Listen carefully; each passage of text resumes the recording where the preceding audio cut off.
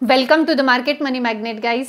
आज यहाँ इस वीडियो में हम बात करने वाले हैं 3 ऐसी चीज़ों के बारे में या स्टेप्स के बारे में कि जो आपको एक प्रॉफिटेबल इन्वेस्टर बनने के लिए जानना बहुत ज़रूरी है।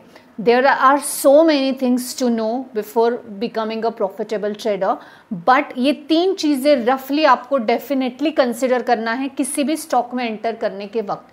बहुत सारे लोगों को कन्फ्यूजन होता है कि हमने स्टॉक तो बाय कर लिया, सडनली गिर गया, अब हम इसको होल्ड करें या फिर इसको इससे एग्जिट कर ले, या किसी किसी का ऐसे होता है कि अभी अभी इन्होंने सेल कर दिया स्टॉक को और सेल करते ही स्टॉक रॉकेट बन गया।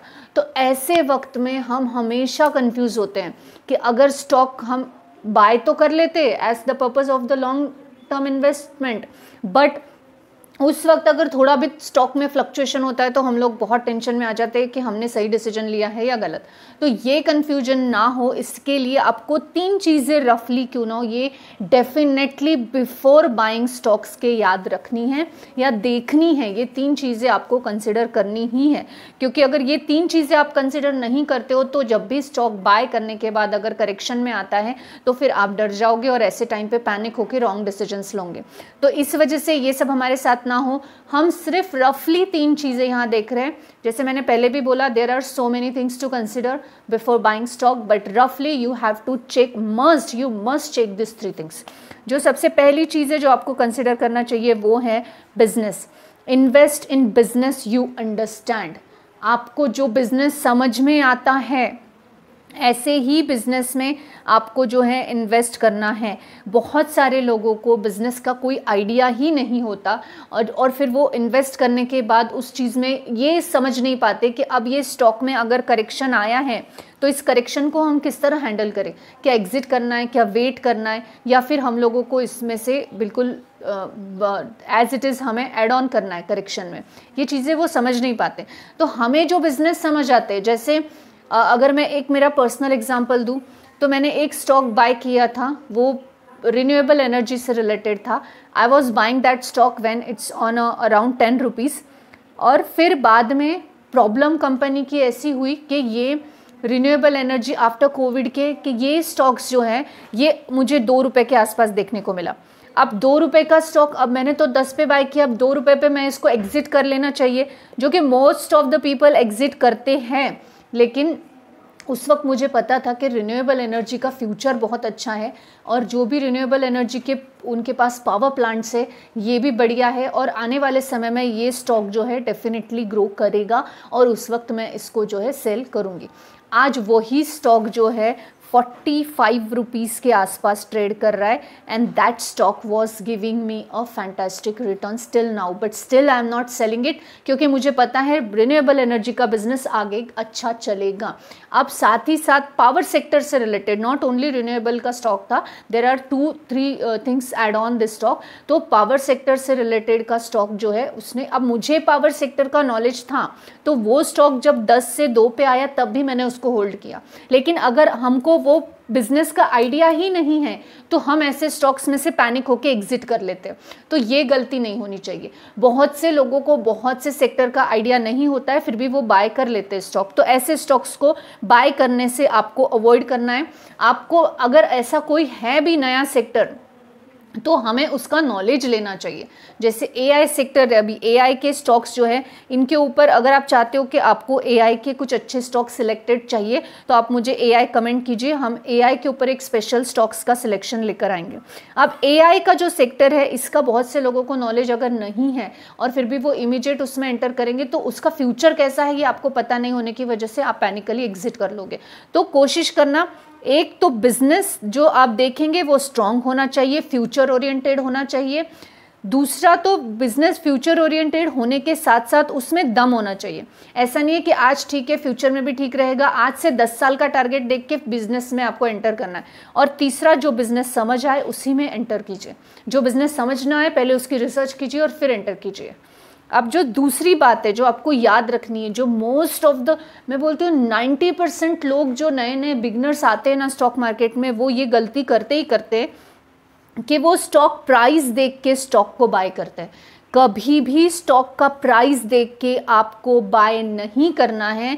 स्टॉक का वैल्यूएशन देखना चाहिए, स्टॉक का वैल्यू क्या है, उसका वैल्यूएशन कैसा है, क्योंकि प्राइस हमेशा फ्लक्चुएट होता रहेगा। मार्केट में बिजनेस का जैसे रूल है, डिमांड और सप्लाई अकॉर्डिंगली प्राइस बदलता रहेगा।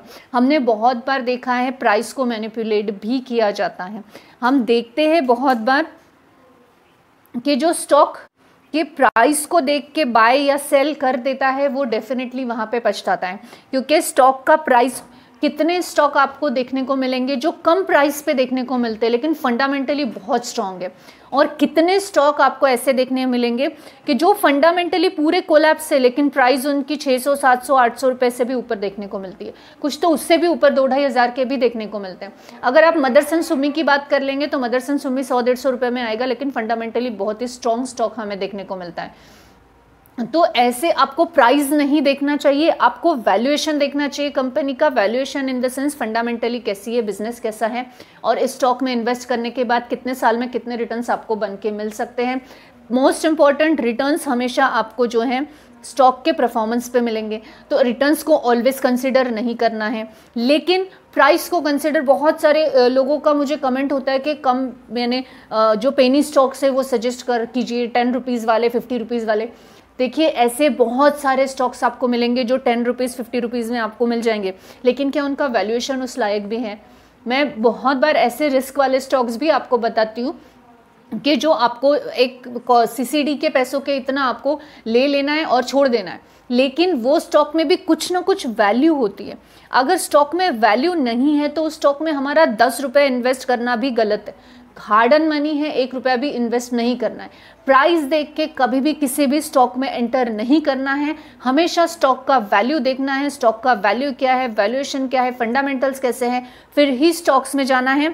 साथ ही साथ बहुत से लोग स्टॉक स्प्लिट, बोनस या बायबैक, डिविडेंड के चलते जाते हैं, that is also very wrong, तो वो भी नहीं करना है।